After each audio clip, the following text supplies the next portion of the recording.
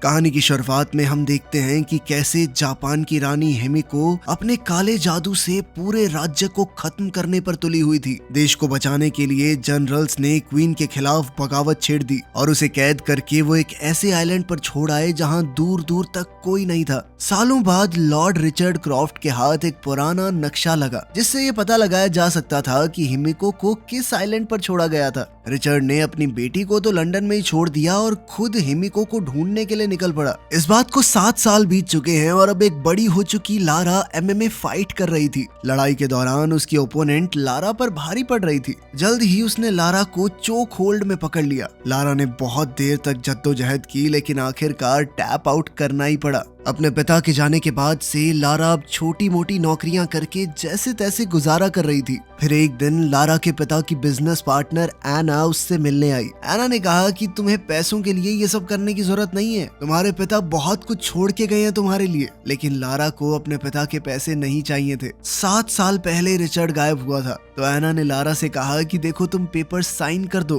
ताकि हम रिचर्ड को डेड घोषित कर सके, वरना इस तरह उसकी सारी प्रॉपर्टी बिक जाएगी, तुम्हारे हाथ भी कुछ नहीं आएगा। उस शाम लारा अपने पिता के बारे में सोचने लगी। जाने से पहले रिचर्ड ने लारा को एक नेकलेस दिया था जो लारा की माँ का था। रिचर्ड ने कहा कि इस नेकलेस को हाथ में पकड़कर अगर किसी को याद करो तो उस इंसान को पता चल जाता है कि उसे याद किया गया है। अगले दिन लारा क्रॉफ्ट होल्डिंग्स की बिल्डिंग में गई रिचर्ड को मरा हुआ घोषित करने के पेपर्स पर साइन करने से पहले लॉयर ने रिचर्ड की एक पजल जिसका नाम काराकुरी है लारा को दी। लारा ने वो पजल ली और उसे सॉल्व करते ही उसे एक छुपा हुआ लेटर और एक चाबी मिली। उस चिट्ठी में लिखा था मेरी आखिरी जगह का पहला शब्द। लारा तुरंत उसका मतलब समझ गई और वहीं पर अपने पिता की कब्र के पास गई। उसने कब्र पर अपने पिता के नाम रिचर्ड का पहला लेटर आर दबाया, जिसके बाद वहाँ पर चाबी लगाने की एक जगह मिली। लारा ने जैसे ही वहाँ पर चाबी डालकर घुमाई तो कब्र की दूसरी तरफ एक दरवाजा खुल गया जहाँ रिचर्ड का सीक्रेट ऑफिस था। वहाँ लारा को कुछ फेक पासपोर्ट्स, एक पुराना वीडियो कैमरा मिला जिसमें रिचर्ड का एक मैसेज था। रिचर्ड ने बताया था कि कैसे उसकी पत्नी की मौत के बाद रिचर्ड ने अपनी पत्नी से दूसरी दुनिया में दोबारा मिलने के लिए कोई रास्ता निकाला, इसीलिए उसने प्रोजेक्ट हिमिको पर काम किया। वो चाहता था कि लारा हिमिको प्रोजेक्ट की पूरी रिसर्च को जला दे, क्योंकि अगर ये रिसर्च गलत हाथों में पड़ गई तो हंगामा हो जाएगा। वहीं लारा को एक डब्बा मिला जिसके बाहर हिमिको लिखा हुआ था। जलाने की बजाय लारा ने चीजों को देखना और पढ़ना शुरू किया। उसने हिमिको और जहां उसे रखा गया था उस आइलैंड यामाटाई के बारे में पढ़ा। लारा को पता चला कि रिचर्ड यामाटाई ही जा रहा था और जो कप्तान अपने जहाज में उसे वहां ले जाने वाला था उसके बारे में भी पता चला। क्योंकि लारा ने अब तक डेथ पेपर साइन नहीं किए थे, इसीलिए उसे अपने पिता की विरासत का पैसा नहीं मिला था। इसलिए लारा ने अपना जेड नेकलेस बेचकर जो मिला उससे वो हांगकांग पहुंच गई। यहाँ पर लारा जहाज के कैप्टन को ढूंढ ही रही थी तो कुछ लड़कों ने लारा की मदद करने के बहाने उसका बैग छीन लिया। लारा ने बोट्स के ऊपर भागते हुए उन्हें पकड़ने की कोशिश की लेकिन वो एक बोट पर चढ़ गए जो चलने लगी। लारा मार्केट के रास्ते से भागती हुई उनकी बोट तक पहुंच गई और जैसे ही लड़के बोट से उतरे लारा ने किसी तरह एक को पकड़ लिया जिसके पास उसका बैग था। अब ये लड़का लारा को चाकू दिखाकर डराने लगा लेकिन लारा हुक पर झूलती हुई दूसरी तरफ पहुंच गई। तभी वो जहाज द इंड्योरेंस उसे दिख गया जिसे वो ढूंढ रही थी, लेकिन ये लड़के अभी भी उसका पीछा नहीं छोड़ रहे थे और कुछ देर बाद उन्होंने लारा को घेर लिया। लेकिन तभी जहाज के कैप्टन लू रेन ने गोली चलाई और इन लड़कों को तुरंत वहां से भगा दिया। लू ने लारा को भी तुरंत वहां से निकल जाने को कहा, लेकिन इस वक्त लू ने कुछ ज्यादा ही पी रखी थी तो वो नशे में बेहोश होकर जहाज से नीचे गिर गया। लारा ने लू के ऊपर पानी फेंका उसे जगाने के लिए और तभी अपने पिता का वो लेटर दिखाकर लू से रिचर्ड के बारे में पूछने लगी। लेकिन लू ने बताया कि मेरे बाप का नाम भी लू है और हो सकता है कि तेरे बाप ने मेरे बाप से बातचीत करी हो, और सही बताऊं तो मेरा बाप खुद गायब है। क्योंकि अब लू और लारा दोनों के पिता एक ही ट्रिप पर गायब हुए थे तो लारा ने उसे बताया कि ये दोनों यामाटाई जा रहे थे। लारा को अपने पिता की डायरी में कुछ कोड मिले जहां वो दोनों गए होंगे। लू ने अंदाजा लगाया कि ये कोड्स घड़ी की सुइयां हैं, जिससे लारा ने मैप पर निशान लगाया कि आइलैंड आखिर कहां पर होगा। लू ने देखते ही कह दिया कि आइलैंड बहुत ज्यादा खतरनाक जगह पर है, वहां जाना खतरे से खाली नहीं है, और वैसे भी मुझे तो अपने बाप से फर्क ही नहीं पड़ता।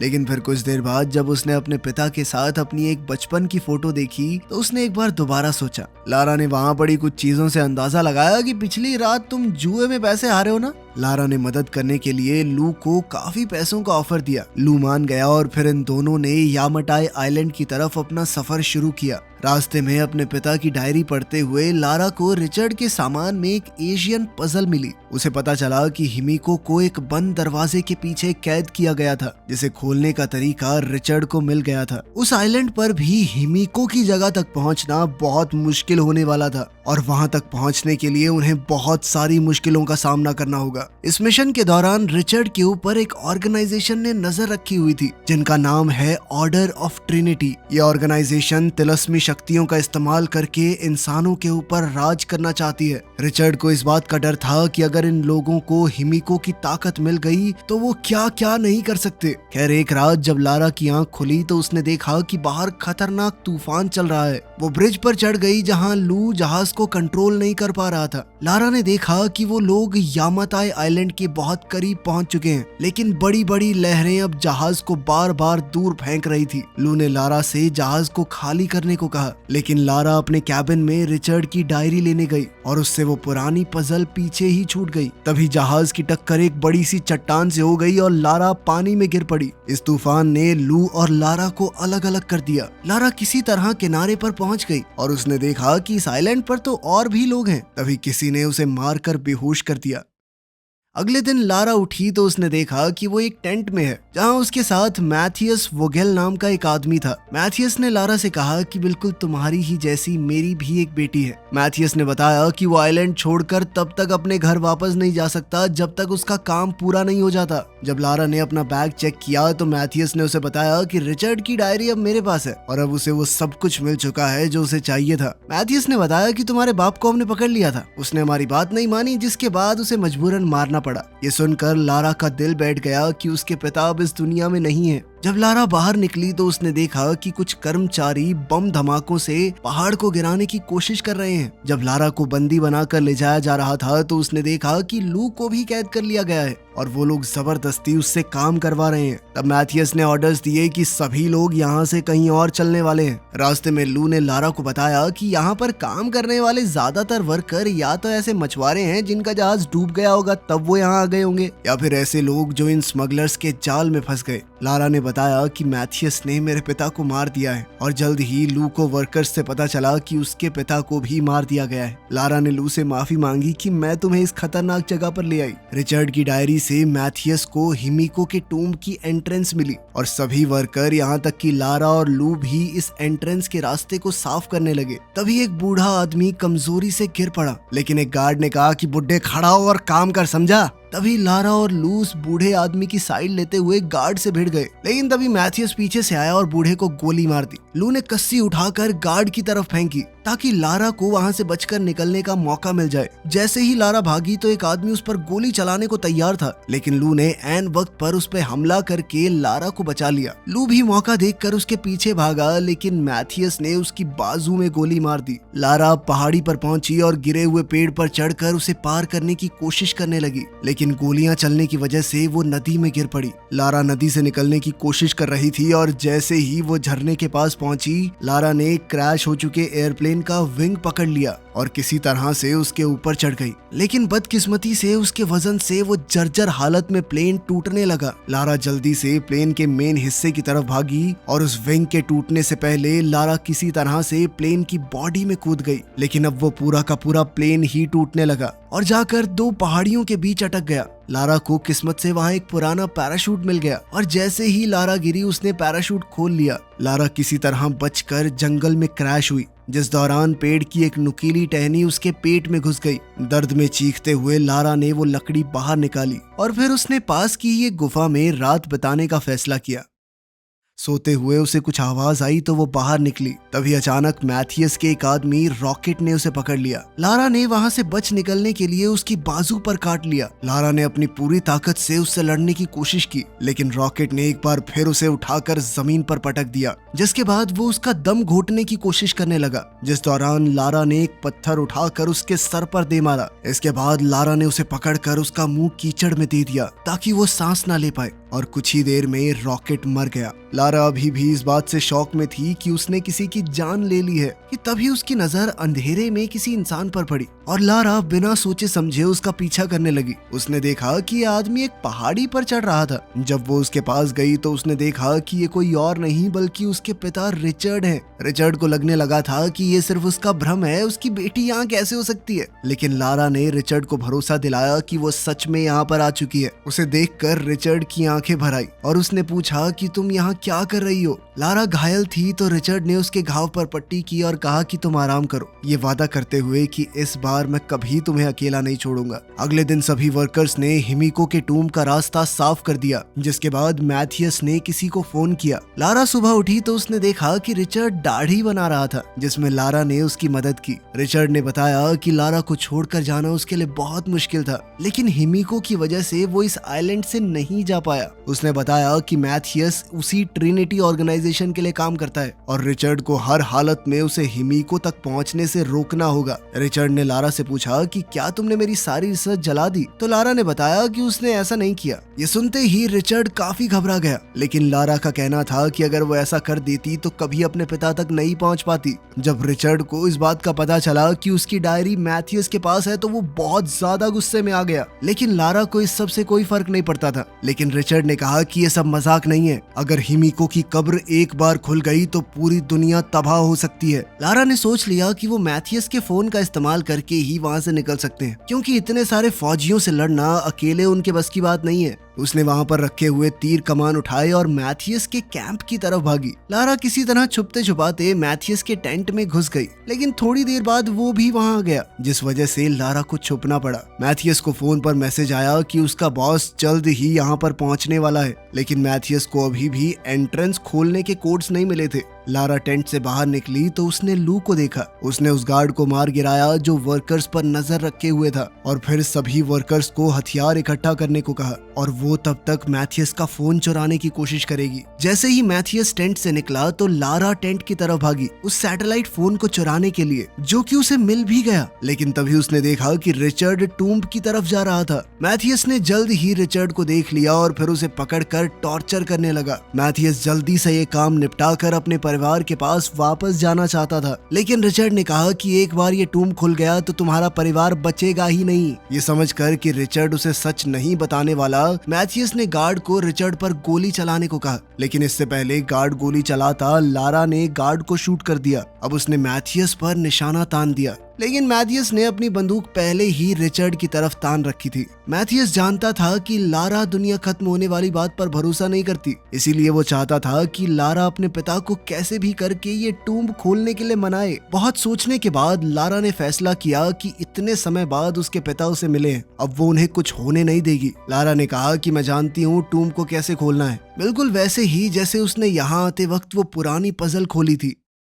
लारा ने दरवाजे पर लगे पहियों को बिल्कुल वैसे ही घुमाया और एंट्रेंस का दरवाजा टूटकर गिर गया। लारा, रिचर्ड, मैथियस और उसकी पूरी टीम अब अंदर गए। अंदर घुसते ही एक तेज हवा का झोंका आया, जो रिचर्ड का मानना है कि हिमिको की सांसें हैं, लेकिन मैथियस ने कहा कि एक आदमी की सांस इतनी तेज नहीं हो सकती। तभी गलती से लारा ने एक ट्रिगर पर पैर रख दिया, जिसके बाद जमीन से एक भाला निकला जिसने एक गार्ड को मार गिराया। इसके बाद वो पहुंचे एक हड्डियों की गहरी खाई में, जहां लोगों के मरने के बाद उनकी हड्डियां पड़ी थी। दूसरी तरफ जाने के लिए उन्होंने एक सीढ़ी का इस्तेमाल किया। तभी अचानक एक गार्ड ने गलती से ट्रिगर पर पैर रख दिया, जिससे वहां मौजूद गोल दरवाजे अचानक से बंद हो गए और वो सभी लोग अब अंदर फंस चुके थे। साथ ही पूरा फर्श भी टूटने लगा। तभी लारा ने देखा कि उस तरफ एक गार्ड बाहर रह गया था, जो इस वक्त की होल से उन्हें देख रहा है। दीवारों पर बने व्हील्स को लारा ने चाबी की तरह इस्तेमाल करके दरवाजा खोलने की कोशिश की, लेकिन तभी जहां लारा खड़ी थी वो फर्श भी टूट गया, जिसके बाद लारा किसी तरह से दरवाजे से लटक गई।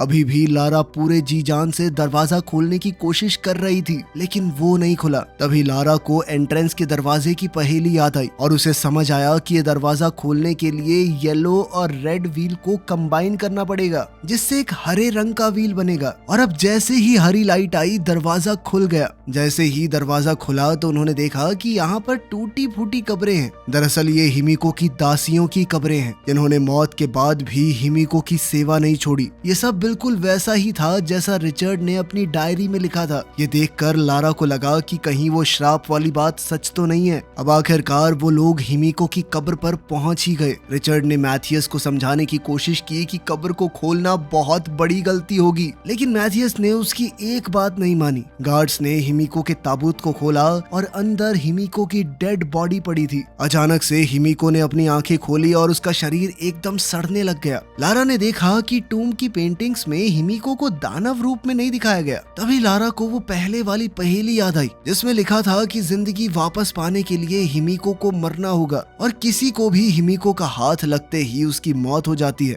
लारा ने गार्ड्स को हिमिको को हाथ लगाने से रोका। अब लारा को समझ आ रहा था कि दुनिया को बचाने के लिए हिमिको ने अपना बलिदान दिया था, लेकिन गार्ड्स ने उसकी बात नहीं सुनी और जैसे ही उन्होंने बॉडी को हाथ लगाया हिमिको उठ खड़ी हुई। मैथियस को लगा कि शायद ये कोई ड्रामा है उन्हें डराने के लिए, लेकिन एक गार्ड जिसने हिमिको के शरीर को हाथ लगाया था उसके हाथ काले पड़ने लगे और उसका मांस सड़ने लगा। इससे ये पता चला कि हिमिको के शरीर में कोई खतरनाक वायरस था और ताकि ये बीमारी किसी और में ना फैले इसीलिए हिमिको ने खुद को बंद कर रखा था।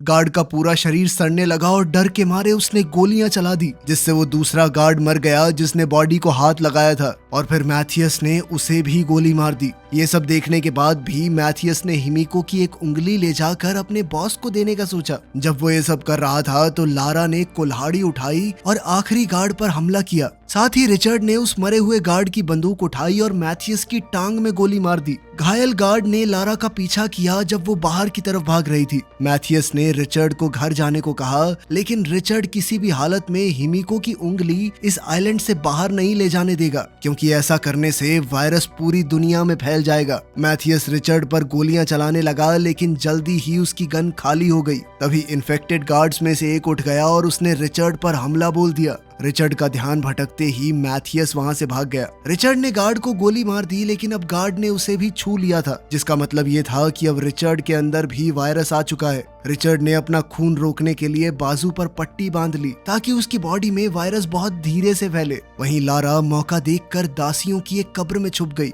लेकिन उसका पैर एक हड्डी पर पड़ गया जिसकी आवाज से गार्ड ने उसे ढूंढ लिया। अब उन दोनों के वजन से कब्र टूट गई और लारा गिरकर एक दूसरे कमरे में पहुंच गई। गार्ड भी उसके साथ ही वहां गिर गया था। तभी लारा को एक ट्रिगर दिखा तो वो उस पर चढ़ गई, जिसके बाद बहुत सी पैनी लकड़ियों के टुकड़े उनके ऊपर बरसने लगे, जिनमें से एक गार्ड पर गिरी और वो तुरंत मारा गया। जल्द ही लारा वापस हिमिको के टूम्ब के पास आई, लेकिन रिचर्ड ने उसे दूर रहने को कहा क्योंकि अब उसके अंदर भी वायरस आ चुका था। उसने लारा को मैथियस को रोकने के लिए कहा और तब तक वो हिमिको के टूम्ब में आग लगा देगा। लारा किसी भी तरह रिचर्ड को बचाना चाहती थी, लेकिन रिचर्ड अपनी मौत को स्वीकार कर चुका था। रिचर्ड ने कहा कि मेरे लिए यही बहुत बड़ी बात है कि मैं अपनी बेटी को दोबारा देख पाया। रोते हुए लारा ने हथियार उठाए और अपने पिता को आखिरी बार अलविदा कहा। वहाँ मैथियस अभी हड्डियों की खाई को पार कर रहा था। लारा कूदकर सीढ़ी की दूसरी तरफ लैंड हुई और मैथियस को रोका। उसने मैथियस को लात मार के दोबारा दूसरी तरफ फेंक दिया, लेकिन मैथियस भी इतनी आसानी से हार मानने वाला नहीं था। उन दोनों के बीच खूब हाथापाई हुई।